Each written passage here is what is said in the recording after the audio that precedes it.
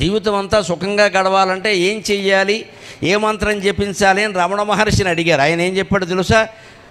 అరగంటకోసారి ఇదంతా కళ, ఇదంతా కళ, ఇదంతా కళ అనుకో, సుఖంగా ఉంటామన్నాడు. మనం అనుకుంటామా?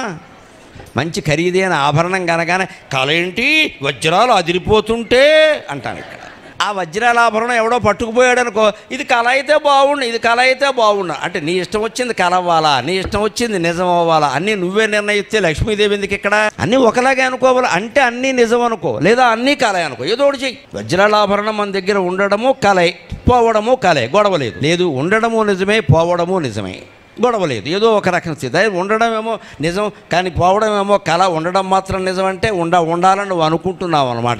ఈ అనుకోవడంలో ఉంది సమస్య అంతా. ఈ ఏమీ అనుకోకుండా ఏది వస్తే దాన్ని స్వీకరించడం ఉందే దాన్నే జ్ఞానం అంటారు. అంతా ఒక్కటే అయినప్పుడు నీకు ఏది వస్తే ఏముంది ఇక్కడ?